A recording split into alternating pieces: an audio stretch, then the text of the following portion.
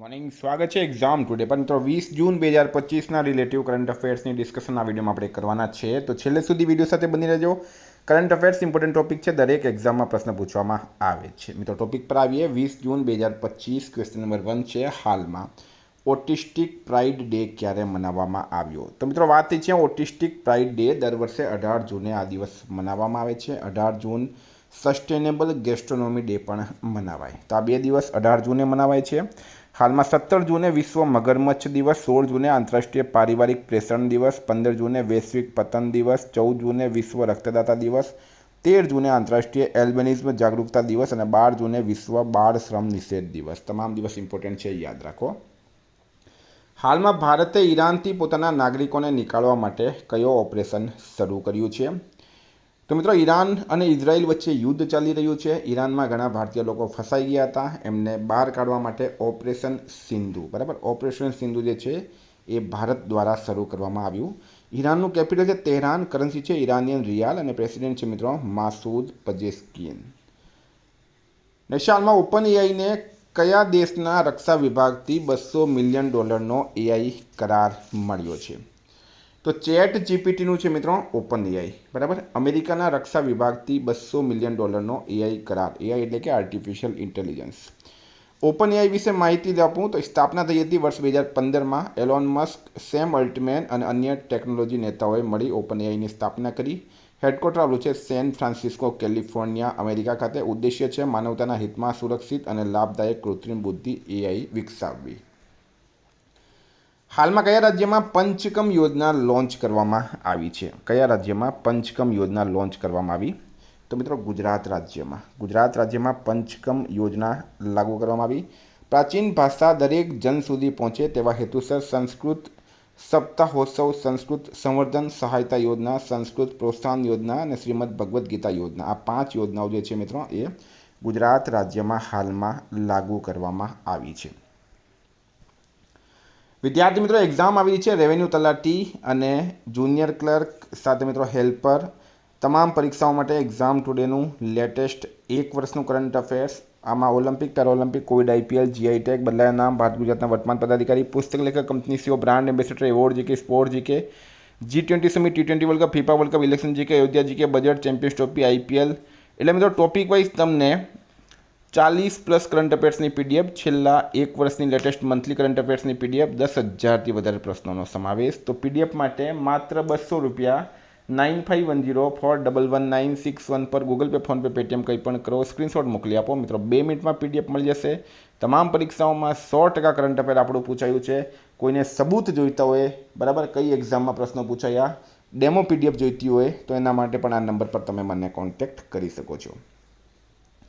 હાલમાં પૂર્વ સેના પ્રમુખો અને સેના અધ્યક્ષ ઉપેન્દ્ર દ્વિવેદીનો 2 દિવસીય સંવાદ કાર્યક્રમ સેના પ્રમુખ ચિંતન ક્યાં શરૂ થયું છે? તો ભારતના જેટલા પણ પૂર્વ સેના પ્રમુખ છે, બરાબર, એમનો અને હાલમાં વર્તમાનમાં જે સેના પ્રમુખ છે મિત્રો ઉપેન્દ્ર દ્વિવેદી, 2 દિવસીય સંવાદ કાર્યક્રમ સેના પ્રમુખ ચિંતન આ ન્યૂ દિલ્હી ખાતે હાલમાં શરૂ થયું છે. ન્યૂ દિલ્હી આમાં રાઈટ આન્સર થશે. હાલમાં એન્ડ્રોઈડ આધારિત મોબાઈલના માધ્યમથી ઈ વોટિંગ પ્રણાલી લાગુ કરવાવાળો પ્રથમ રાજ્ય કયો બન્યો છે? તો હવે બિહારમાં મિત્રો નગર નિગમ એટલે કે આપણે જે પંચાયતની ચૂંટણી હોય છે ને, બરાબર, એ રીતના મોબાઈલનો ઉપયોગ કરવામાં આવશે. મોબાઈલના માધ્યમથી વોટિંગ થશે બિહારમાં અને બિહાર આવું કરનાર મિત્રો પ્રથમ રાજ્ય બની જશે. બિહારના સીએમ છે હાલમાં નીતિશ કુમાર, રાજ્યપાલ છે આરિફ મોહમ્મદ ખાન, બિહારનું કેપિટલ છે મિત્રો પટના. બિહારના મુખ્યમંત્રીને વિક્રમ સૌર ઉર્જા પરિયોજનાનું ઉદ્ઘાટન કર્યું. મોદી સ્મૃતિ મ્યુઝિયમનું શુભારંભ બિહારના મોતિયારીમાં કરાયો. બિહાર સરકારે મહિલા સંવાદ અભિયાન શરૂ કર્યું. બિહારની કેબિનેટે કોસી મેચી આંતરરાજ્ય લિંક પરિયોજનાને મંજૂરી આપી. હાલમાં કયા રાજ્યમાં જળ ગંગા સંવર્ધન અભિયાન ચલાવવામાં આવ્યું છે?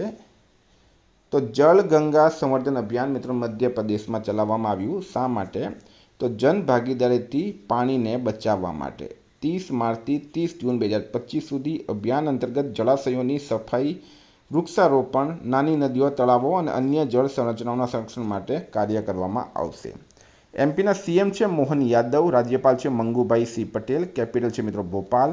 હાલમાં મધ્યપ્રદેશ સરકારે રાહવીર યોજનાને મંજૂરી આપી. મધ્યપ્રદેશે માનવ હાથી સંઘર્ષ માટે 47 કરોડ રૂપિયાની યોજનાને મંજૂરી આપી. મધ્યપ્રદેશે ભારતનો પ્રથમ AI આધારિત real time forest alert system શરૂ કર્યું. પરાલી જલાવવા પર મધ્યપ્રદેશ સરકારે પ્રતિબંધ મૂક્યો છે. હાલમાં ચર્ચામાં રહેલ કાલી ટાઈગર રિઝર્વ કયા રાજ્યમાં સ્થિત છે? કાલી ટાઈગર રિઝર્વ કયા રાજ્યમાં સ્થિત છે મિત્રો? તો પહેલી વાત તો મિત્રો એ જ છે એ કર્ણાટક રાજ્યમાં સ્થિત છે. બરાબર, કર્ણાટક રાજ્યમાં સ્થિત છે. અમુક જે પર્યાવરણવિદ છે એમણે ચિંતા વ્યક્ત કરી છે કાલી ટાઈગર રિઝર્વમાં જેટલા પણ પ્રાણી છે એના પ્રત્યે, એટલે આ ચર્ચામાં છે. તો કર્ણાટક રાજ્યના ઉત્તર કન્નડ જિલ્લામાં આ ટાઈગર રિઝર્વ આવેલું છે. આ તમારે ખાસ યાદ રાખવાનું. મિત્રો કર્ણાટકના હાલમાં CM કોણ છે? સિદ્ધારમૈયા. રાજ્યપાલ છે મિત્રો થાવરચંદ ગેહલોત. કર્ણાટકનું કેપિટલ છે બેંગલુરુ. હાલમાં સંયુક્ત રાષ્ટ્રે કયા દિવસને બળપૂર્વક ઉપાયોના વિરુદ્ધ આંતરરાષ્ટ્રીય દિવસ જાહેર કર્યો છે? તો મિત્રો 4 ડિસેમ્બરને સંયુક્ત રાષ્ટ્ર દ્વારા બળપૂર્વક ઉપાયોના વિરુદ્ધ આંતરરાષ્ટ્રીય દિવસ જાહેર કર્યો. સૌપ્રથમ 2025માં આ દિવસ મનાવવામાં આવશે.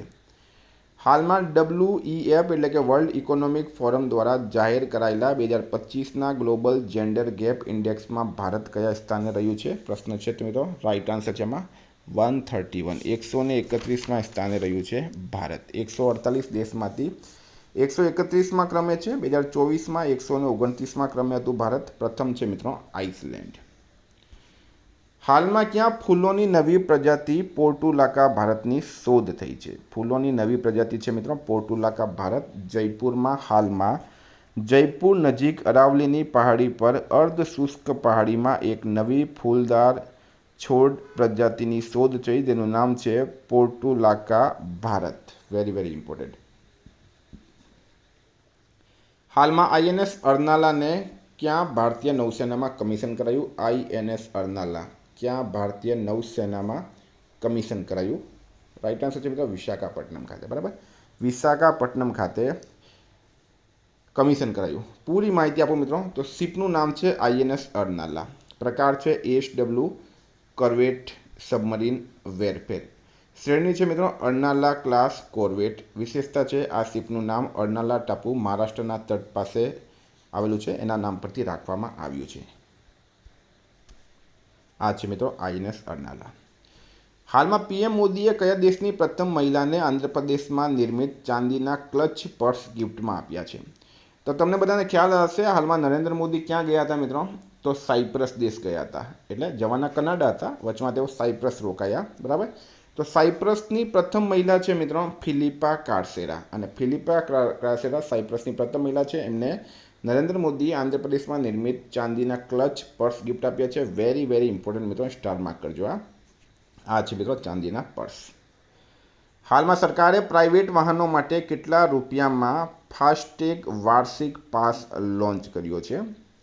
તો રાઈટ આન્સર છે મિત્રો આમાં 3000માં. જો તમારી પાસે પ્રાઇવેટ વાહન છે તો તમે 3000નો વાર્ષિક પાસ બનાવો. ભારતમાં તમે ગમે ત્યાં ફરી શકશો. 3000 રૂપિયા લાગશે. હાલમાં મંગલા ભટ્ટનું નિધન થયું છે. તેઓ કોણ હતા? તો મિત્રો એક કથક નૃત્યાંગના હતા. મંગલા ભટ્ટ એક કથક નૃત્યાંગના હતા.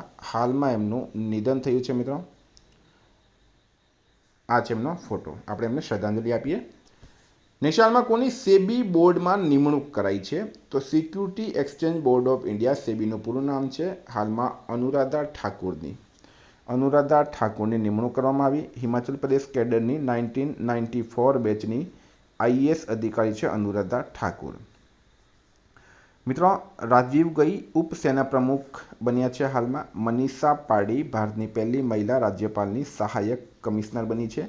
R દોરઈસ્વામી LICના MD અને CEO બન્યા છે. યશસ્વી સોલંકી ભારતીય રાષ્ટ્રપતિની પહેલી મહિલા ADC નિયુક્ત કરાઈ છે. T રવિશંકર 16મા નાણાં આયોગના પાર્ટ ટાઈમ સદસ્ય બન્યા છે. હાલમાં મારુતિ સુઝુકીએ ભારતમાં સૌથી મોટા ઇન પ્લાન્ટ રેલવે ટર્મિનલ ક્યાં ઓપન કર્યું? તો રાઈટ આન્સર છે મિત્રો આમાં માનેસર ખાતે. ક્યાં કર્યું છે? માનેસર ખાતે કર્યું છે. તો મિત્રો ઉમ્મીદ કરું તમને વિડીયો ગમ્યો હશે. આપણે બહુ નજીક પહોંચી ગયા છે. માત્ર 2 દિવસમાં આપણે મિત્રો તારીખ પકડી લઈશું. બરાબર, એક્ઝામ ટુડેની એપ્લિકેશનની લિંક ડિસ્ક્રિપ્શનમાં છે. PDF માટે 9510411961 પર કોન્ટેક્ટ કરો. Thank you. ફરી મળશું. જય હિન્દ, જય ભારત.